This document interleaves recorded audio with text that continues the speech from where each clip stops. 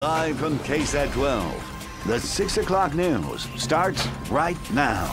And first, as we come on the air, some late breaking news to get to. A shooting scene under investigation right now. We first told you about this developing story at the end of our 5 o'clock newscast. Yeah, this is what we know right now. It's happening on South New Braunfels near I-10 and East Drexel Avenue.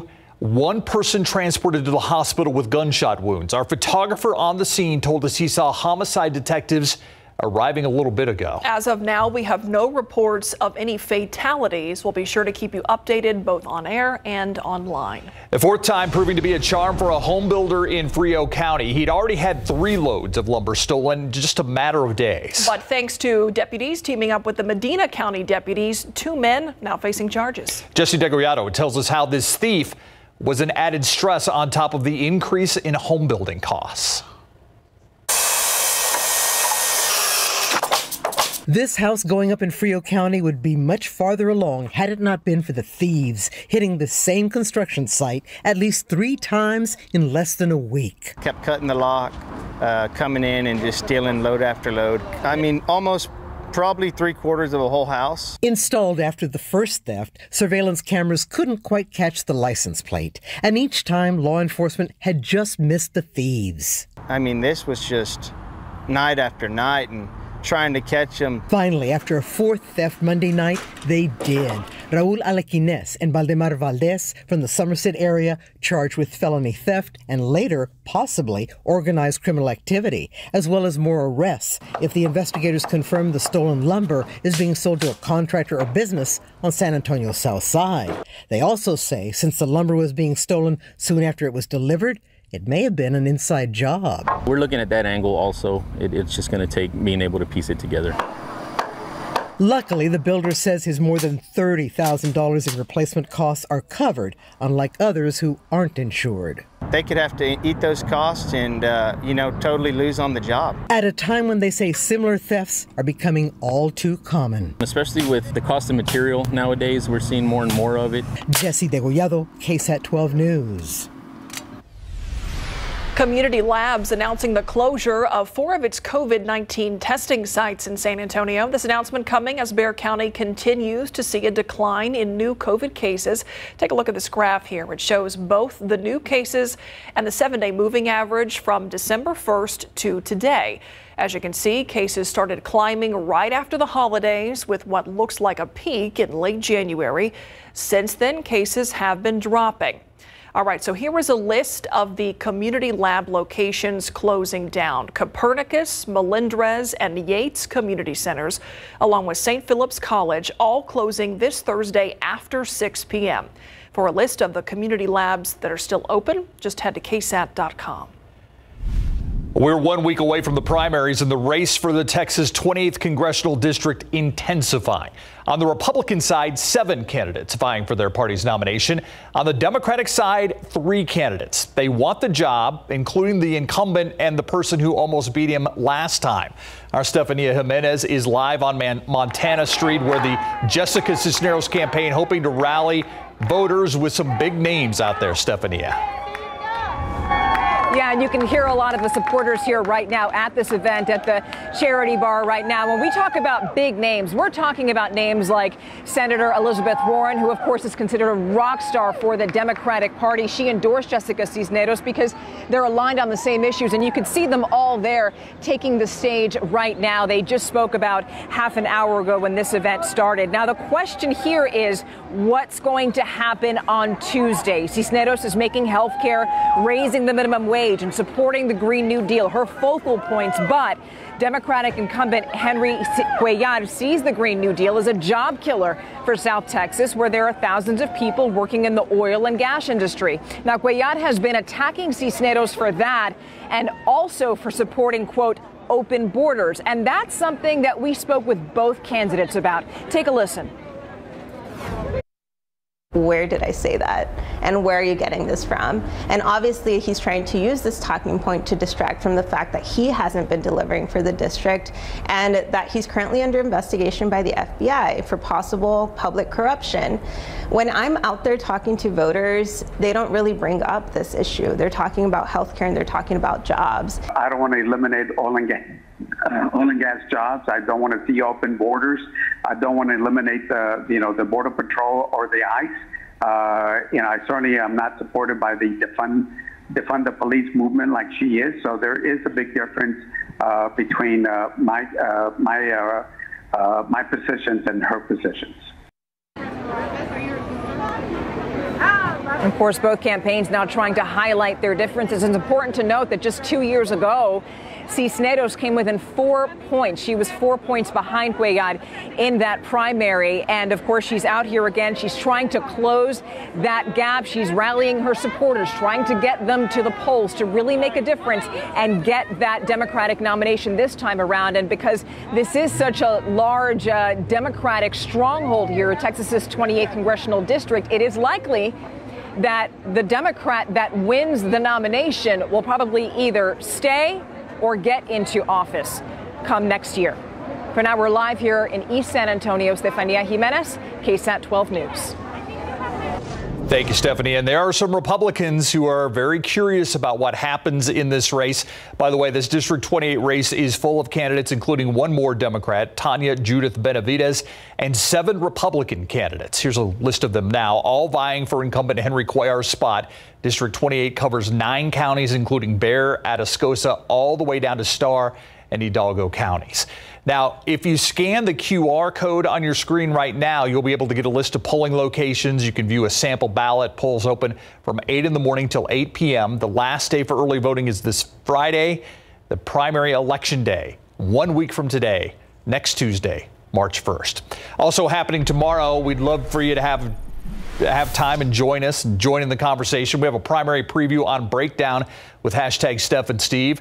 You'll hear from local experts to get an in-depth look at some of the biggest races on the ballot, including the one we just talked about. The live stream begins tomorrow night at 7 p.m. You can watch it on KSAT.com or any of our KSAT streaming platforms. Happening right now, the Castroville City Council discussing the employment status of the police chief there, Brian Jackson. He's accused of using a racial slur repeatedly while at a murder scene earlier this month. The incident in question was recorded on a body camera worn by a Medina County deputy. Multiple law enforcement agencies responded to a body that was found near Houston Street and Highway 90 back on February 5th. A source familiar with this murder investigation says that Jackson was recorded using that racial slur 3 times while discussing where the victim was from. The KSAT 12 defenders requesting that body-worn camera footage. We'll keep you posted. Dozens of cats and 2 dogs now in the care of Animal Care Services after they were seized today from a home on the west side. ACS officials sent us pictures from inside that home on West Salinas near South Zarzamora Street. They inspected this home back in November and found signs of pet hoarding. They got a warrant, went back today, and discovered 30 cats inside and 30 more living in a shed in deplorable conditions. The homeowner could be cited and face charges. The animals will go through a custody hearing process. CPS Energy opening itself up for an outside review. This is coming after some city council members called for an independent review of the utility in that lead up to the vote that approved a rate increase for customers. City Hall reporter Garrett Berger looks at that and how independent is it really? From its financial health to its customer engagement to its organizational culture, CPS Energy has put out a request for proposal, or RFP, from outside groups that can come in to review 5 different areas of its operations. This is a big step right now, so I'm excited. Council members Mario Bravo and Melissa Cabello-Haverda had both pushed for outside audits of the utility, using the rate increase vote in January to help extract some promises. I was able to meet with enough of the board members and get buy-in on this that I felt very comfortable with it, and I'm glad that they're following through on it. Now they're keeping an eye on how CPS moves forward. I will hold them accountable for it because I'm being held accountable for it too. The CPS Board of Trustees will be the ones who issue the contracts for the outside reviews and get the reports. Staff will have a very limited role in reviewing the bids, the board vice chair says, but they will not have a say in the final reports. Their role, staff, is to provide input, not to influence the outcome of these evaluations. But still, it amounts to CPS commissioning its own review. Right now, I don't have any qualms about it, but I'm keeping eagle eyes on it, making sure that there aren't any missteps and there aren't any. We're not seeing any kind of closing of the door. We need to keep it all out in the open. The board is expected to award the contracts for each of these sections by July 1st. Then the vendors will have 120 days to report directly back to the board. At CPS Energy, I'm Garrett Berger, KSAT 12 News. Through horsemanship and dancing, a local group aims to amplify the skills and work of black cowboys and cowgirls. San Antonio Royal Steppas Trail Riding Club was founded during the pandemic. Alicia Barrera visited the stables of the Royal Steppas for a lesson on horsemanship and cowboy culture. Mr. Roy Ford knows firsthand the hard work and skills it takes to be a cowboy. When I first came out, it was just all trees. I cleared it out and built it up, blood, sweat, and tears, and now this is what left of it. He grew up training horses in Louisiana and eventually brought his gift here to San Antonio. You got to let the horse know you're not afraid of them. You got to be like a package. They're lessons of horsemanship his daughter and nephew embody. As far as the black cowboys and cowgirls and how we preserve the legacy is teaching others how to ride, the cowboy hats, the boots, keeping it going, like making country cool and making sure that we are giving others the opportunity and the access to own horses and to ride. Which is why LaShondella Ford and her nephew Ronnie Jones founded the San Antonio Royal Steppas Trail Riding Club. Horsemanship is a sport, you know what I'm saying? And really the goal is to show that anyone can get on a horse and that it's fun, but it also takes hard work. Oh yeah, this is a lifestyle. This is an everyday thing for me. In their short existence, they've helped rehabilitate 5 rescue horses, and several members have actually purchased horses of their own. They've also opened stables, and they've had a lot of fun while living the cowboy life. I built them a stage so they can dance on, and boy, do they go. Alicia Barrera, KSAT 12 News. The Royal Steppas Trail Riding Club has grown to nearly 90 members. Their next community event will be March 20th for the all-ladies trail ride. The address is listed on your screen. The event, which will feature live performances, food, and horseback riding. And get a good ride in today, because tomorrow may not be the day for animals or for humans. Yeah, I think the horses will be like, just give me a blanket, I'm good. Not just tomorrow, but Thursday, Friday, Saturday. We're getting back to a winter-like stretch of weather here, coming in very quickly tonight. Now today, we started off at 60 degrees and then made it up to 85 officially for the high temperature, well above the averages of 47 and 69. But everything changes first thing tomorrow. You'll notice it. Look at our highs today. 97 in Laredo, 94 in Del Rio, 95 in Cotulla. Elsewhere, widespread 80s. That changes quickly, though. Right now, for the most part, we're around 80 degrees when you average it out. Some 70s in the Hill Country, still 90 in Carrizo Springs, 80 here in San Antonio. But our temperatures will be falling off pretty quickly later on tonight. You'll notice it by and especially after midnight. We'll talk more specifics about the cold front, how cold it'll get, and the chance of some wintry precip in a bit. Thank you, Adam. It's a company creating thousands of jobs right here in San Antonio. Its main focus, tech. The success it is already seeing. And it is the big 100. Yes, 2 O's for this local World War II veteran. Huge birthday. The experiences he still remembers, and his birthday wish for the years to come. And let's check traffic right now. This is I-37 at Jones, and you can see things are moving along very smoothly, although it seems the bridge there may be a little slow going. Again, this is I-37 at Jones.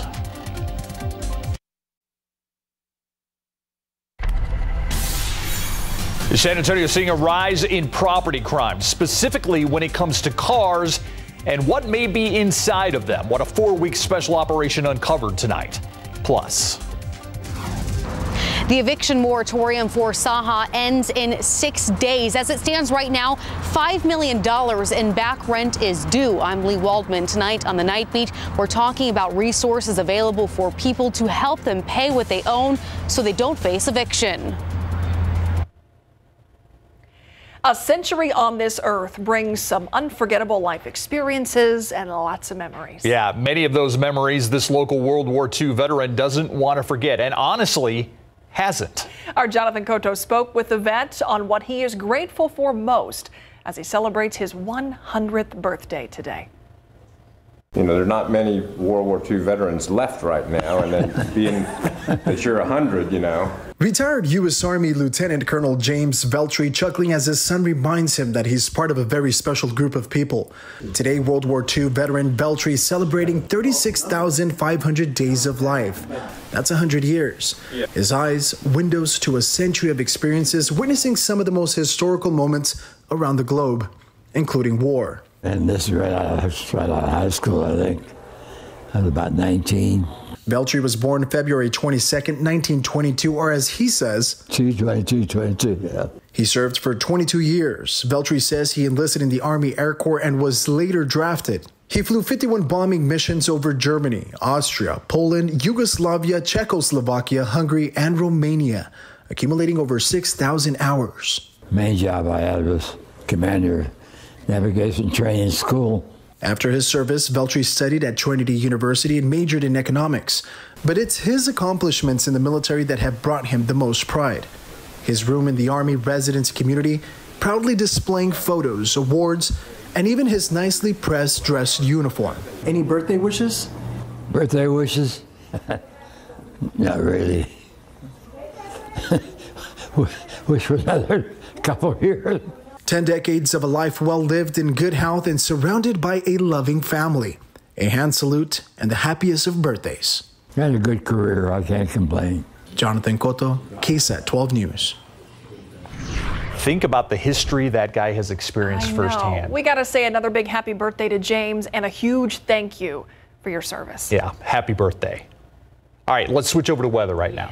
Big changes coming our way. Yeah, we're switching patterns. How about that? Yeah, I just try to do that little emoji, you know, eyes open. Yeah.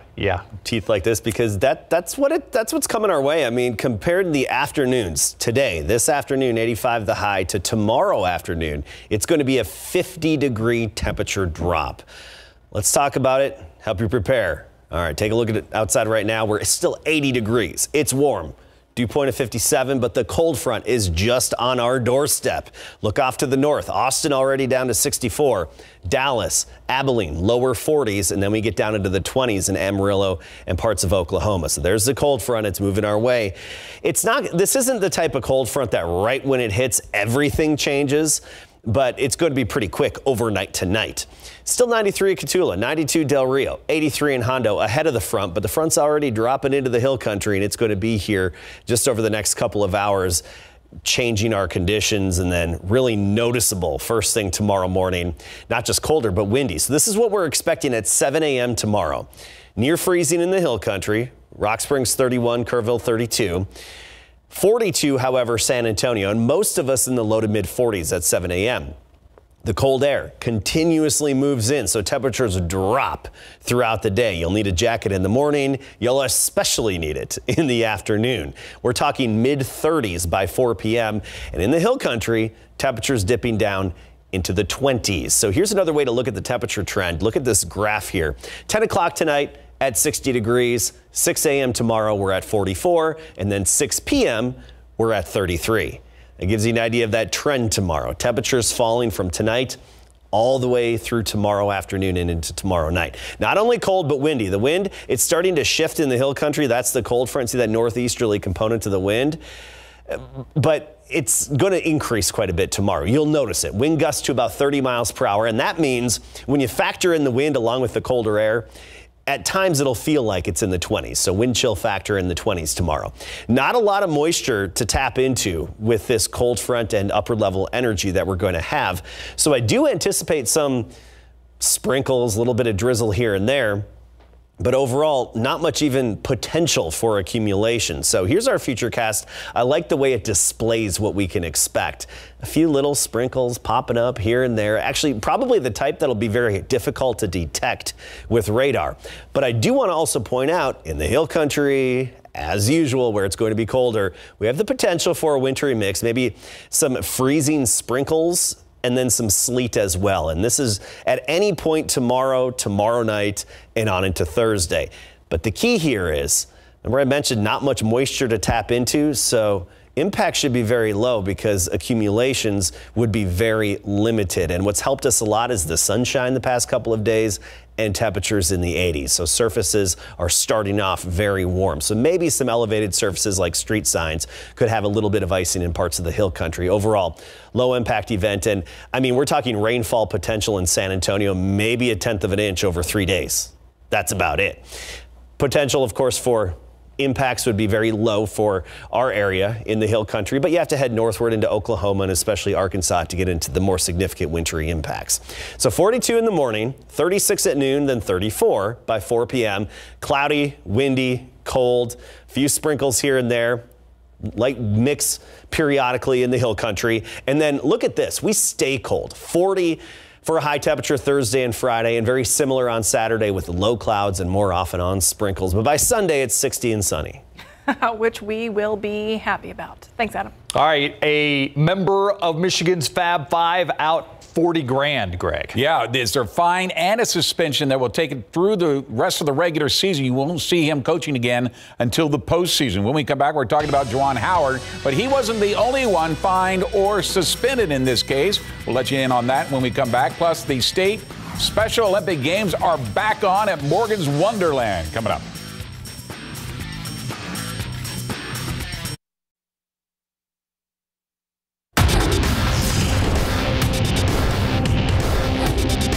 The word welcome back has such a different meaning than it has in the past. You know, this is 2 full years since we've been able to get together, and really almost 3 for this event. Awesome. The Texas Special Olympics State Games will finally be able to be held at Morgan's Wonderland this May, but first.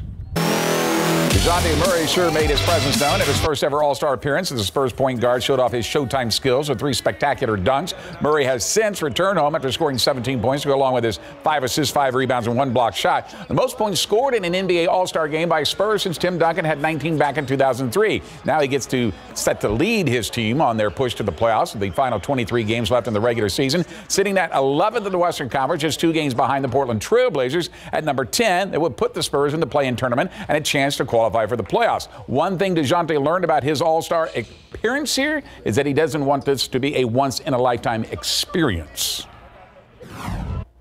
It was great. I'm thankful for it, the opportunity. I had a lot of fun. My family had fun. Tears of joy. Everybody is just happy for me. But I got a lot of work to do because I'm not a one-hit wonder, and I got to be back here. There ain't no way I can miss out on these these type of events. It's just a hell of a weekend, so I got to keep working.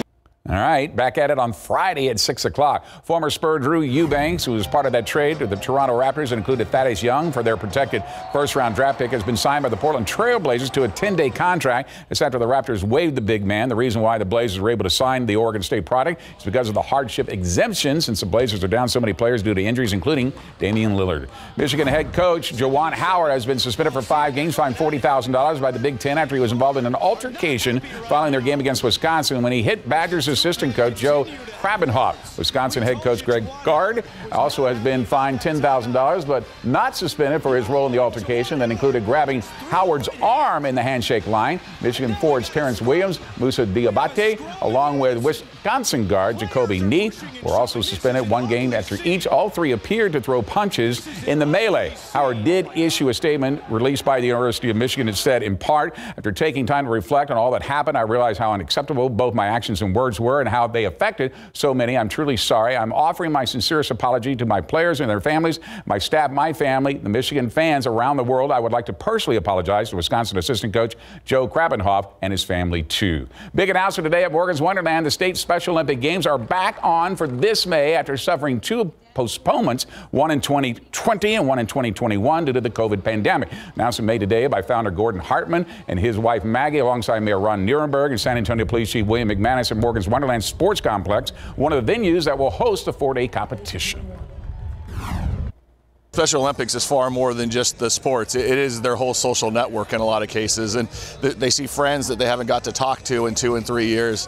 The relationships, the isolation that they already have in their normal day-to-day lives has just been amplified through COVID. So them coming back out of the shadows and getting to be celebrated this way, it just wakes them back up and makes them, their incredible souls re-energized.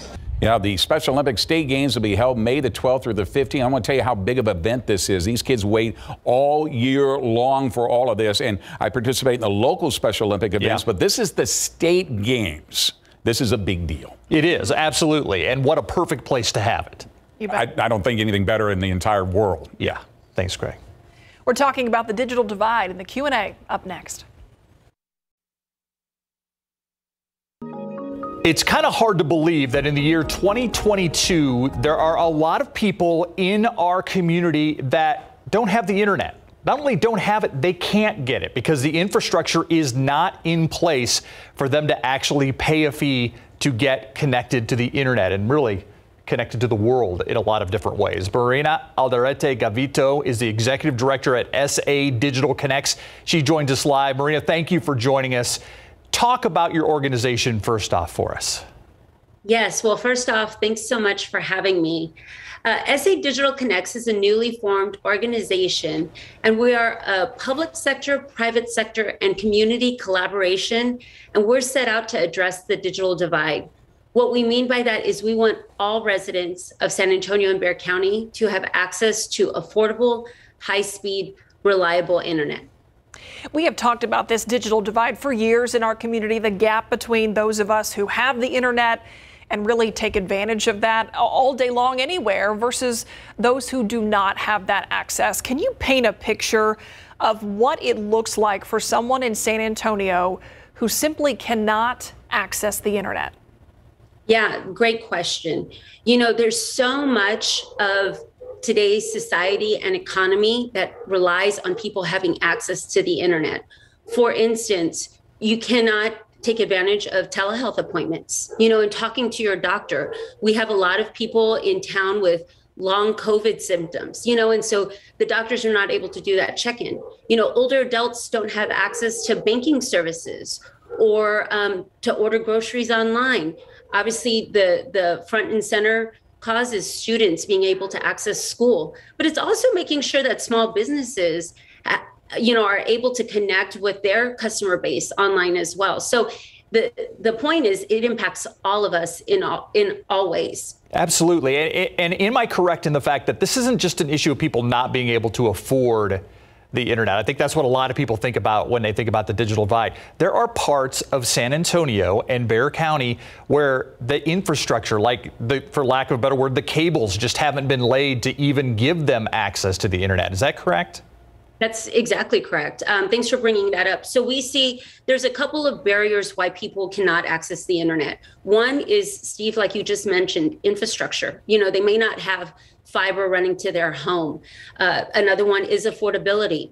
Another one that we're set out to address is the whole digital literacy component, making sure that when people do go online, that they feel smart, safe, and secure online, that they know how to set up an email address so that they can apply for jobs, you know, or that they can look up factual vaccine information. There's so much information that people have at their fingertips when they are able to go online, and we just want to make sure that all residents have that opportunity as well. So what does a solution look like? What's being done right here in our community to address this? Yeah, I'm glad you asked. So right now, we are really busy on advocating for dollars to be designated to this issue. Right now, you know, we hear about the infrastructure bill, and there's a lot of money that will be designated to broadband infrastructure and digital inclusion initiatives. SA Digital Connects is out there advocating that San Antonio and Bexar County get our fair share of funding. You know, there's state funding, there's city funding. So we're going after every single bucket of funding just so that we can make sure that we can address our problem locally. You said you're a public-private partnership. Is there an effort to get some of these companies to put the infrastructure in place and make that kind of a public-private partnership? I remember the mayor talking about it in the height of COVID, that that these aren't new issues. They're just, maybe exacerbated by the fact that COVID is in place. Yeah, you're right. So, I will say that really the private sector has led this effort. When during COVID, when students were being sent home to school, to do school from home, the corporations were giving funding to get them devices. Students would take the devices home and can access the internet anyways. So what the private sector did was pull together to work on creating a plan and understanding the current state of the digital divide and create a plan to address it.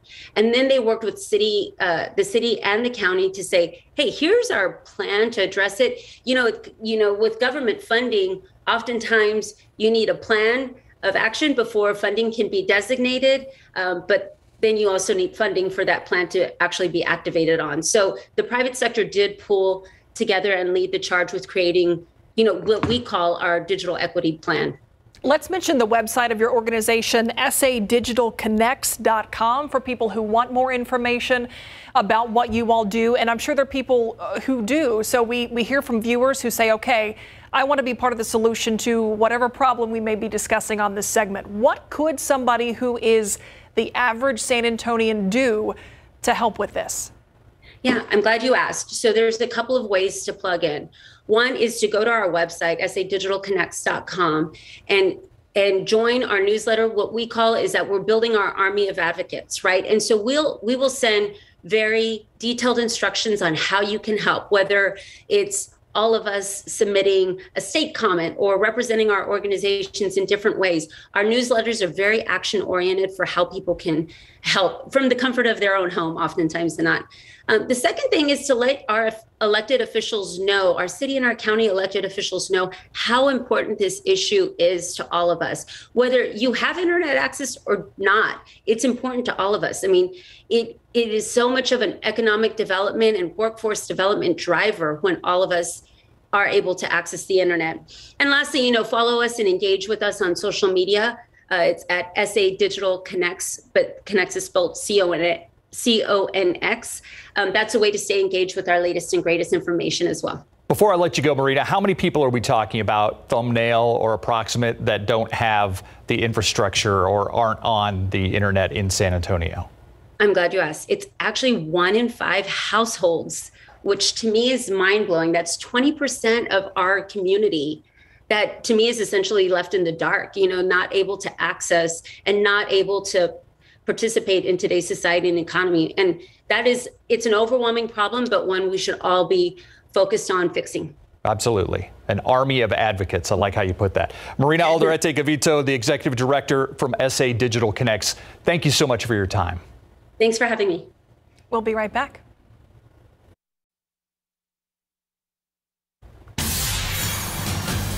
It seems like every year the technology industry getting more and more prevalent in San Antonio. We've seen some substantial growth over the last 10 years. And as Max Massey shows us, the Geekdom CEO is optimistic for the future of the Alamo City. We've seen some amazing, companies and ideas pop up within the space and even outside of the space that have grown very significantly over the past 5 years that I've been involved. Charles Wooden started in business development for Geekdom. He's now the CEO and a big part of a company creating thousands and thousands of jobs. 2,489 jobs have been created by companies within Geekdom. And the thing that I love about that number so much is that these are jobs that never existed before. They didn't move here. They were created out of somebody's mind, and it led to those people ended up getting hired and affecting the economic growth here in San Antonio. A large part of Geekdom is helping young innovators grow their business, and they need to raise money to do just that. And we've seen over $422 million raised by companies that have come through Geekdom. And when you think about that number, it's just a very large number. And I think it's going to continue to grow over the next years. Geekdom is set to release their 2021 impact report tomorrow. It illustrates the economic effect of the company, and a big concentration of that report is diversity. Of the 80 companies that are currently a part of our programs, 59 of them are, led by a minority in some way, shape, or form. And it's amazing to see. So that's nearly 3/4 of the companies. All in all, Wooden tells me it is an exciting time for San Antonio, and it is a great week for Geekdom. There's a lot of events on tap, including on Thursday, the Innovation Forum, which is going to be focused on women in tech. Max Massey, KSAT 12 News.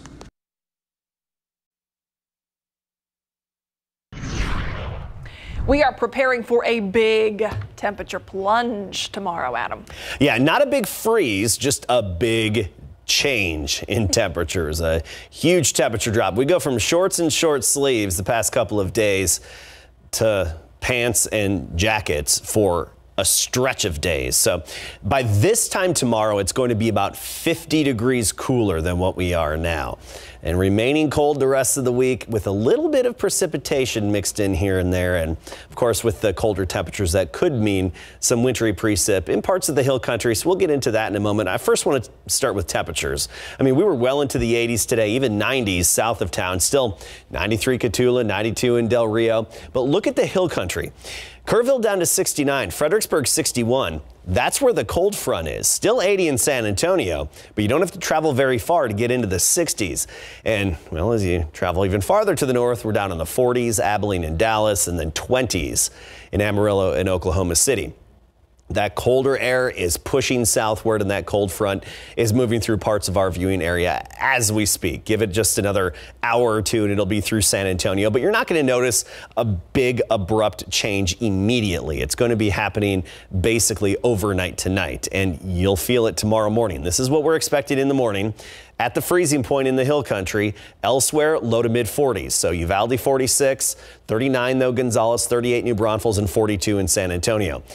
We continue to cool throughout the day, so temperatures will be falling from tonight all the way through tomorrow night.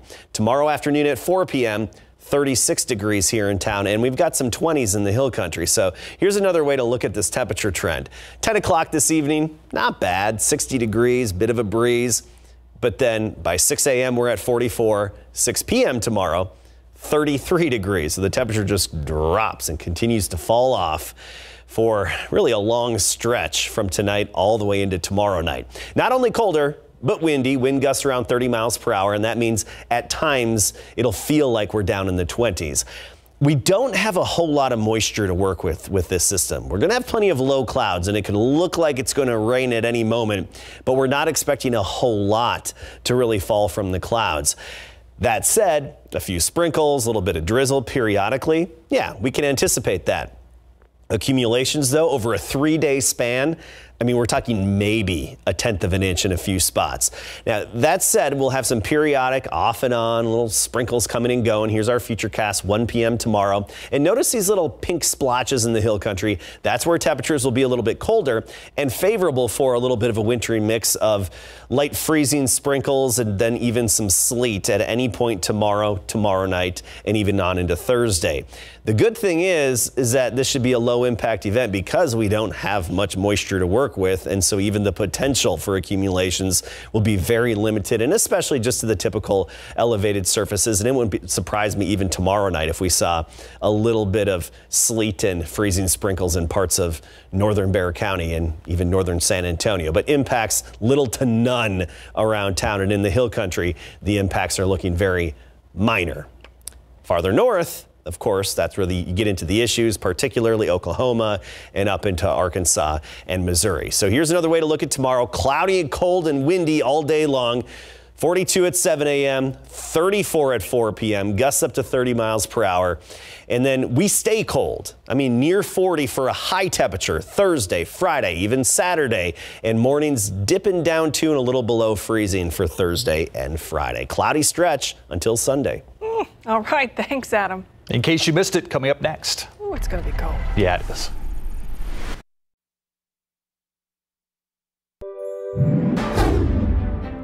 Good morning. It is Tuesday, but not just any Tuesday. It is 2/22/22. This morning, a man is in the hospital with serious injuries after he was stabbed several times overnight. It happened around 1. This police say the middle-aged man was stabbed near a bar before he ran to a nearby 7-Eleven for help. They are 50-year-old Gavino Daniel Rios and 41-year-old Joanne Sandoval. The two were found at a home on Enrique Avenue near West Commerce by the man's brother, who went to check on him after not hearing from him for several days. Over its new facial recognition program, which is used to verify a taxpayer's identity, Well, they're now creating another option. Taxpayers now have the option to do a live virtual interview with agents instead of using biometric data. For those who opt to use the ID.me program to verify their identification, the IRS says the data is deleted once the account is created. We're standing in front of a home in the 3200 block of West Salinas out here on the west side, and you can see this home is covered with shrubs and bushes, but behind it, that's where animal care officers responded earlier today to this house. They found dozens of cats inside, and if you look even further past the house, you could see a shed where there were dozens more cats living in horrid and deplorable conditions, as that was described to us by ACS officers earlier today. People, you know, one of the focuses of the San Antonio Stock Show and Rodeo is the youth of San Antonio. You'll see a bunch of youngsters warming up. They're getting ready for the youth rodeo. Are you all warmed up? Yes. Yeah, you've been warming up your horse Pinto. What events are you gonna participate in today? Barrels, pros, and goat slapping.